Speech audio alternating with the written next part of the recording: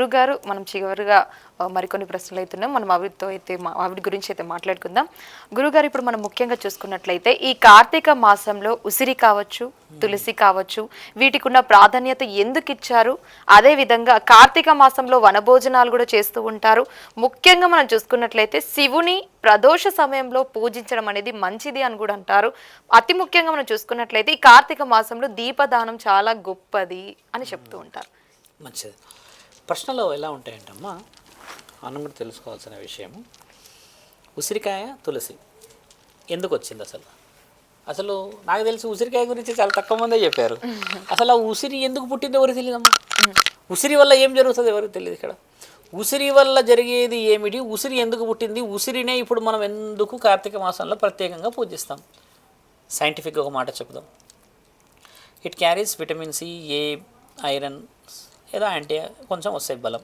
ఒక ఉసిరికాయ తింటే బలం కదా. అంటే ఈ మాసంలో రోగాలు ఎక్కువ వస్తాయి కదమ్మా, చెప్పిన చలి గురించి అని. దానివల్ల ఉసిరికాయ తినాలని చెప్పారు శాస్త్రవేత్తలు. దాంట్లో ఎన్నో ఉంటాయి. దాన్ని శిఖకాయ ఆమ్లా ఏదో అంటారు ఇంగ్లీష్లో. దానివల్ల బలం వస్తుంది, దానివల్ల నీకు మల్టీవిటమిన్స్ వస్తాయి. మనం అది తినము, ఉసిరికాయ ఒకటి తినకూడదు. మనం ఏం చేయాలంటే విటమిన్ సి ట్యాబ్లెట్ తీసుకొని నేను చప్పరించుకోవాలి. మనం ఏంటంటే పూర్వం ఇవి లేవు కదా, పూర్వం ఉండే ఉసిరికాయలే కదమ్మా. ఇప్పుడు మన వాళ్ళు అలా పోయి విటమిన్ సి అని చెప్పి ఒకటే చెప్తారు, ఇది తినరు. తినకపోవడం వల్ల పచ్చళ్ళు పెట్టుకుంటారు, తింటారు. నాకు ఉసిరికాయ పచ్చడి అంటే చాలా ఇష్టం నాకు. అది ఎందుకు తింటారంటమ్మా, ఫస్ట్ హెల్త్ మెయిన్ వీక్నెస్ ఉన్న ఈ సమాజం ఇప్పుడు ఏమంటారు సీజన్ కాబట్టి. రెండో విషయం ఏంటంటే అసలు ఎందుకు తులసిని పూజించాలి, తులసి ఎందుకు వేరేది కూడా తింటా నేను అనుకున్నప్పుడు, తులసి ఏంటంటమ్మా సాగరమదనం జరిగేటప్పుడు భూమి మీద 5 చుక్కలు నాలుగు అమృతపు బిందువులు పడ్డాయి అని అంటారు, గుర్తుందమ్మా. ఈ అమృతపులు బిందువులు పడ్డప్పుడు కూడా ఈ యొక్క ఉసిరి చెట్టు కూడా వెలిసింది. ఇక్కడ వివరణ అది కూడా ఉంది. ఈ అమృతపు బిందువులు పడ్డప్పుడు ఉసిరి చెట్టు వచ్చింది, పవిత్రతకు చిహ్నంగా వచ్చింది, ఆరోగ్యాల గురించి వచ్చింది. అది లేనిది ఆయుర్వేదం మందే లేదు. ఇలా రావడం చేత మన వాళ్ళు చేస్తుంది ఏం తెలుసా అమ్మ, ఇట్లా గమేలాలు దానం చేస్తారు. ఉసిరి చెట్టు కింద కూర్చొని దానం చేస్తే నువ్వు ఎలా పవిత్రుడు అవుతావు, ఏ విధంగా పవిత్రతను తీసుకుంటావు, ఏ విధంగా పుణ్యాన్ని సంపాదిస్తావు అని అంటే, ఈ గరుడ పురాణం ప్రకారముగా ఈ తులసి దీని పేరు ఉసిరి చెట్టు 4 చోట్లలో వచ్చిందన్న కదమ్మా. ఈ 4 చోట్ల పడడానికి కారకుడు ఎవరు? మహావిష్ణువు యొక్క చేతుల నుంచి మోహిని అవతారం ఎత్తినాక ఎవరెవరికి ఇచ్చాడు? దేవతలకు ఇచ్చారు కదా. మరి ఉసిరి చెట్టుకు అధిపతి ఎవరు? మహావిష్ణువు చెట్టు మీద కొలువై ఉంటాడు కదా. మన వాళ్ళు మహావిష్ణువు చెట్టు మీద అన్ని తీసి వేరే వాళ్ళకి దానం చేస్తూ ఉన్నారు. అలా కాదు ఆయన కోరింది, మీరు ఒక వృక్షాన్ని పూజ చేసి దీపాలు వెలిగించి, దీపదానం అన్నాం కదా, అక్కడ ఉన్న వెలుగుని ఫలానా వాళ్ళకి ఇచ్చి పుణ్యం సంపాదించమని ఇచ్చాం మనం. అంటే దీపదానం అనగా దీపం వెలిగించేసి లేకపోతే అది పెట్టేసి లేకపోతే పుణ్యం ఇచ్చడం కాదు. ఇక్కడ దేవాది దేవుడు కొలువై ఉండడం చేత, ఆయన గారు అక్కడ ఉండడం చేత పుణ్యం స్వీకరించడానికమ్మా నీవు తిని నీవు వాళ్ళకి ఇస్తే ఆరోగ్యం నీది బాగుంటుంది. నీవే దీపదానం చేసేసి మరి నువ్వు చెట్టును పట్టుకొని ఊగుతావా అమ్మ ఆరోగ్యం కావడానికి కదా. పుణ్యం 2 విధాలుగా ఉంటుందమ్మా. నీ చేతుల ద్వారా నేను స్వీకరించి, నా చేతుల ద్వారా నువ్వు స్వీకరిస్తే మీ ఇలవెలుపులు కులదైవం నాకు బలం, నా ఇలవెలుపులు నా కులదైవం నీకు బలం. ఇలా బలం రావడానికైనా తులసి చెట్టు దానం చాలా ముఖ్యమైన. దీపం ఉంది కదా. రెండో వర్షన్ ఏంటంటే అమ్మా, తులసిని ఎందుకు పూజించాలి, మొదటే దామోదర పూజ గురించి చెప్పిన, ఇలా వచ్చింది. ఇందులో మహావిష్ణువు పాత్ర ఏంది, తులసి గురించి ఇది చెప్పిన. తర్వాత ఉసిరికాయ విషయంలో శివుడి పాత్ర ఏమిటి మీరు గమనించండి. విష్ణు ఆలయాలలో ఎక్కువ శాతంగా ఉండవు కానీ శివ ఆలయాలలో ఉంటాయి. ఎందుకంటే ఈయన వైద్యనాథుడు కాబట్టి. అర్థమైందా? ధన్వంతరికి అధిపతి ఎవరమ్మా? ధన్వంతరి మాత. ఆయుర్వేద మందం ఉంటాయి. ఏదున్నా కూడా తండ్రి వ్యాధి పుట్టక ముందుకే మందుని కనిపెట్టిండు. మనము వ్యాధి వచ్చినా కూడా ఏ మందు వాడాలో తెలుస్తలేదు. కాబట్టి ఏంటంటమ్మా, ధన్వంతరి శాస్త్రం బలంగా చెప్పవచ్చు ఈ విషయంలో. రెండో విషయం, మీరన్నట్టుగా దీపదానం చేయడం వల్ల మీ దగ్గర ఉన్న వెలుగు, ముఖ్యంగా వెలుగే, ఆస్తులు అంతస్తులు కాదు. ఒకప్పుడు అన్ని గుడిసెలు ఉండడం చేత, ఒకప్పుడు పుణ్యానికి ఎవరు రాకపోవడం చేత, అందరింట్లో పుణ్యమే ఉండడం చేత ఒకరినొకరు సానుకూలతంగా పలకరించుకునే ఒక పుణ్య కార్యక్రమం చేసుకోవడం. ఇప్పుడు దీపదానం ఎవరు చేయట్లేరమ్మా. ఎందుకంటే ఇప్పుడు చేసే లెక్కలు, అన్నదానాలు, తర్వాత ఇవన్నీ వేరంటే మన వాతావరణాన్ని బట్టి మనుషులు మారుతూ వస్తున్న తరుణం. రెండో విషయం ఏంటంటమ్మా, ఒక సాధువులకి మనం ఇంటికి పిలిచి భిక్ష పెట్టిస్తే 7 జన్మల పుణ్యం తల్లి. ఎలా? శివభక్తులు చాలామంది ఉన్నారు. అయ్యప్ప మాలలు వేసేవాళ్ళు చాలామంది ఉన్నారు. ఇంటికి పిలిచి వాళ్ళకి భిక్ష ఇస్తే అమ్మ ఈ మాసంలో దేవాది దేవతలే వస్తున్నారు తిరుగుతున్నారని ఈ మాసం ప్రత్యేకత చెప్పాము. అలాంటి ఒక ఆకలితో ఒక సాధువుని పిలిచి నీ ఇంట్లో అన్నం పెట్టి ఆ సాధువు అన్నం తిన్న తర్వాత ఆ యొక్క ఇస్తరిని ఎత్తేస్తే 7 జన్మల బంధాన్ని 7 జన్మల విలువని 7 జన్మల పుణ్యాన్ని ఆ సాధువు రూపంలో నీకు పుణ్యం దేవుడు సాధువు నెక్స్ట్ టు ది గాడ్ అంతే అమ్మ. నీ యొక్క గొప్పతనాన్ని చెప్పింది ఎవరమ్మా? నువ్వు దేవుడు అనుకో తల్లి, నువ్వు దేవుడు నువ్వు చెప్పగలుగుతావు. పోయి ఐ ఆమ్ ది గాడ్ అని చెప్తావమ్మా. నేను పోయి చెప్తా, నాయన పలానా ఆయన మహంకాళిరా నాయన, పలానా గొప్ప పనులు చేసిందిరా నాయన, ఇదిగో నేను రాతలు రాశాను అన్నప్పుడు దేవుడికే పేరు తెచ్చిన సాధువు ఇంటికి వస్తే పుణ్యమా పాపమా అమ్మ? కాబట్టి అన్నదానం ఎక్కడ శ్రేయస్కరం చూసావా?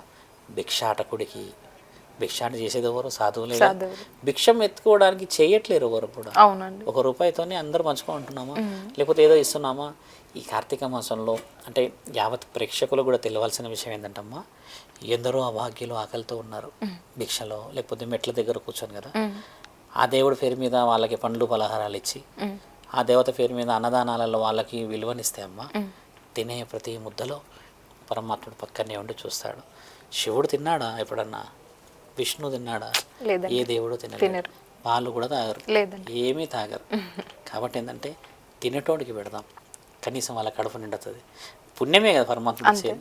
ఆయన ఎలాగైనా ఇస్తాడు. అలంకరణ చేయండి, కానీ ఇక నువ్వే రుద్దుతావు అట్టి పండ్లు, నేను రుద్దుతా, 100 మంది అట్టి పండ్లే రుద్దుతారు కదా తల్లి. పుణ్యం రావాలి అని అంటే ఈ కార్తీక మాసంలో కొంచెం 1000 రెట్లు వస్తుంది. మిగతా మాసాలు చేసినా ఓకే, కానీ మాసం ప్రత్యేకతమ్మా. ఆ విధంగా తులసి తర్వాత మీరన్న ఉసిరి పుట్టడం, సాధువులందరి యొక్క ధర్మాన్ని ముందుకు తీసుకెళ్ళడం, ఇవన్నీ తొక్కెత్తు మాలలు అందరూ వేసారు ప్రత్యేకమైనది. కాబట్టి దేవాది దేవతల భూమండలికి రావడం చేత చల్లనీళ్ళ స్నానం చేస్తే దేవుడు కరుణిస్తాడు, ఆరోగ్యం కాపాడబడుతుంది. కంప్లీట్ దీక్షలో ఉంటే ఎలాగో మనం ఆకాశానికి వెళ్ళి ఆ పుణ్యంగా దేవుడిని చూసిరాం, కనీసం వాళ్ళు వచ్చినప్పుడన్నా మనం పుణ్యంగా కనబడి అయ్యప్ప దీక్షలు వేసి మాల అర్ధమండల మరియు మండల దీక్షలు ఉంటాయి. 21, 41, 42, 47 ఉంటాయి. 2 పౌర్ణమిలు 2 అమావాస్యలు వేస్తారు కొంతమంది. ఇలా ఉన్న ప్రతి ఒక్కరికి ఏంటంటమ్మా, మనం తినే భోజనం మితంగా ఉండి అమితంగా భక్తితో ఉంటేనే మాలకు ప్రత్యేకత. ఎప్పుడైతే విపరీతమైన భోజనాలు, విపరీతమైన రుచికరమైన మనం భోజనాలు లాంటివి చేసామో అమ్మ, వీర్యం ఉత్పత్తి శరీరంలో అయ్యిందంటే మాల విరమణ అయిపోయినట్టే. అందుకే మితమైన భోజనం అంటారు, అమితమైన భక్తి అని అంటారు. 3 పూటల స్నానాలు చేసి 1 పూట భోజనం చేయాలి. కానీ మనం ఏం చేస్తున్నాం?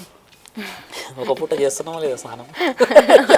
మంచి భోజనం మాత్రం మంచిగా మార్నింగ్ 7 గంటలకి 11 o'clock 3, 4 ఆయన 11 వరకు తింటాడట. ప్రసాదంగా ఎన్ని మొత్తం 7, 8 అవుతాయి. మధ్యలో నీళ్ళు చాయ్ ఉంటుంది. కాబట్టి ధర్మం స్థాపించాలన్న ప్రతి సాధువు గౌరవం ఇవ్వాలమ్మా. ఈ మాసాలు నిజంగా అందరినీ నిజమైన జీవితాలు ఇవ్వాలి. లక్ష్మమ్మ రావాలి, తులసమ్మ రావాలి, తండ్రి మహావిష్ణువు రావాలి, పరమేశ్వరుడు రావాలి, పార్వతీమాత రావాలి. అందరి ఇంట్లోకి వచ్చి ఆయురారోగ్యాలు ఇచ్చి ఒక సాధువులకి రావాల్సిన గౌరవాన్ని ఇచ్చి ధర్మాన్ని స్థాపించే విధముగా మనందరం ముందుకు వెళ్ళాలి. ప్రేక్షకులందరికీ కూడా కార్తీక మాస ప్రత్యేకమైన శుభాకాంక్షలు చెప్తూ, మీరు ఈరోజు ప్రత్యేకంగా పిలిచారు. నేను సుమారు 2 నెలలు అవుతుంది ఏ ఛానళ్ళలో లేను. మిత్రుడు నిన్న ఫోన్ చేస్తే నేను ఇలా వెళ్దామని చెప్పాను. చాలామంది ఛానళ్ళని రిజెక్ట్ చేసుకుంటూ వస్తున్న 2 months నుంచి. చాలామంది అడిగారు కూడా, ఛానల్లో వస్తలేరు స్వామి అది ఇది అడిగితే కొన్ని అనివార్య కారణాల వల్ల నేను రాలేకపోయాను. ముఖ్యమైన విషయం ఏంటంటమ్మా, మీలాంటి ఛానల్ వాళ్ళు ఏదైతే క్వశ్చన్స్ అడిగావమ్మా, అదే ప్రశ్న జవాబులు అందరు గురువులను అడగడం చేత అందరు అదే వినగలుగుతారు. ఇప్పుడు నేను ఒకటి చెప్పేసి ఇంకోళ్ళు ఒకటి చెప్పి వాళ్ళు ఒకటి చెప్పి ఏమైందంటే ఇక మొత్తం ఇక కళ్ళగంప అయిపోయింది. ఆ గంపలో ఉన్న ఆకుకూరలు అయిపోవు, ఏమీ అంబదు. ఇక పోతే ఉంటుంది ఊరి మీద పడి. వాడు ఉంటాడు కదా, మైకి పెట్టుకొని వస్తాడు, 100 రూపాయలకు 5 కిలోలు అంటాడు ఉల్లిగడ్డలు. ఆగుతాడు అమ్మవాడు. వాడు చూసేలోపాడు ఆ ఊరవతలు ఉంటాడు. వాడి దగ్గరికి వీళ్ళు పోరు. 100కు 5 అంటాడు. వచ్చి అరే పిలుస్తాడేమో ఆడ పూరకుంటాడు. అలా కాకుండా ధర్మరక్షణలో మేము ఎప్పుడు ముందుంటాం. కాబట్టి ఒక సాధువునైనా నేను నిజమైన సుభిక్షత ప్రతి ఆడపిల్లకి, నిజమైన ఆయురారోగ్యాలు ప్రతి పురుషుడికి రావాలని చెప్పుతూ మాసం యొక్క శుభాకాంక్షలమ్మ. నమస్కారం. ఓం నమస్తే. గురుగారు, నిజంగా మా సీవియర్ ఓం ప్రేక్షకులకు మీ ఇంతటి అతి ముఖ్యమైన సమయాన్ని మాకు కేటాయించి ఇంతటి కార్తీక మాసం గురించి కావచ్చు, ఈ శివుని భక్తుని గురించి కావచ్చు, ఇంతటి వివరణ తెలియజేసినందుకు ధన్యవాదాలు గురుగారు. చాలా సంతోషం. హర హర మహాదేవ్.